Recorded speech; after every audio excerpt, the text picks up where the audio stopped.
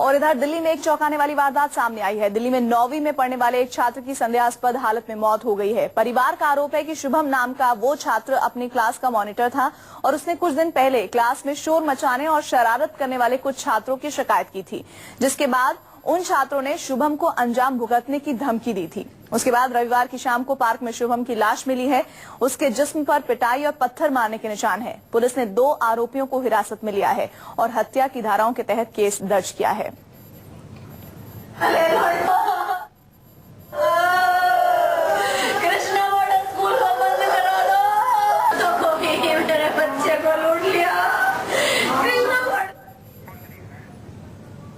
School की madam ने इस बच्चे को मॉनिटर बना दिया और उसने मॉनिटर ने बच्चे ने स्कूल में उनकी कंप्लेंट लिख दी नंबर, और मैडम ने आगे बच्चे को पीट दिया। उन्होंने इस रंजिश में इस वारदात को अंजाम दे दिया। तो बहुत ही चौंकाने वाला ये वाकया है, जिसमें क्लास मॉनिटर, ये बच्चा जिसका नाम शुभम है, उसने कुछ बच्चों को चुप रहने के लिए शोर मचाने से रोकने की कोशिश की और इस दौरान टीचर से उससे शिकायत की और ये कहा जा रहा है, परिवार का ये आरोप है कि उसी की कीमत उसको चुकानी पड़ी अपनी जान देकर। प्रशांत देव हमारे साथ जुड़ रहे हैं। प्रशांत, ये अगर स्कूल में इस तरह के आरोप परिवार वाले लगा रहे हैं, ये बहुत ही चौंकाने वाली घटना है। क्या वाकई हकीकत यही है? देखिए, ये पुलिस थोड़ी जानकारी जरूर ले रही है, लेकिन जानकारी के मुताबिक आपस में मारपीट हुई और उसमें एक बच्चे की मौत हुई। और लेकिन चूंकि इसमें दोनों ही नाबालिग हैं, इसलिए बहुत ज्यादा रोल इसमें मतलब कानून के हिसाब से नहीं बनता।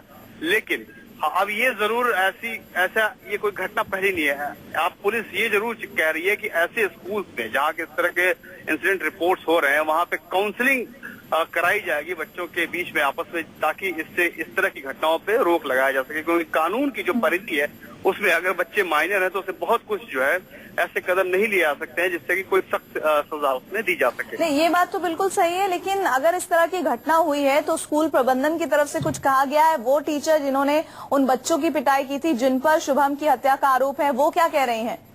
देखिए, अभी इन तमाम पहलुओं पे पुलिस की एक अपनी जो इन्वेस्टिगेशन है वो कर रहे हैं। वो ये भी पुलिस जरूर ये बात कह रही है कि वो फिक्स करेंगे कि रिस्पॉन्सिबिलिटी जो स्कूल एडमिनिस्ट्रेशन की है वो उसमें कहीं कोताही तो नहीं बरती गई है क्या, और स्कूल जो एडमिनिस्ट्रेशन कितना रिस्पॉन्सिबल है इन सब चीजों के लिए, उस पर भी अभी पड़ताल की जा रही है। और ऐसे में ये भी समझना होगा, जैसा आप बता रहे हैं कि इस तरह की घटनाएं अगर बढ़ रही हैं तो काउंसलिंग की आवश्यकता है, लेकिन 14-15 साल के अगर बच्चे या फिर 16 साल के बच्चे अगर इस तरह की घटनाओं को कर रहे हैं और ये घटनाएं बार बार हो रही हैं, तो ऐसे में जहां वो पढ़ने जा रहे हैं और जिस माहौल में वो रहते हैं उस पर भी एक सवाल खड़ा हो रहा है। देखिए, बिल्कुल ये खासकर इस इंसिडेंट की बात करें तो पहले उसमें झगड़े होते रहे, फिर ये झगड़े इतना बढ़ गया कि उसमें मतलब एक बच्चे की मौत हो गई। तो क्या यही सवाल उठता है कि स्कूल एडमिनिस्ट्रेशन ने कोई ऐसा स्टेप लिया जिसके वजह से इसको रोका जा सकता था?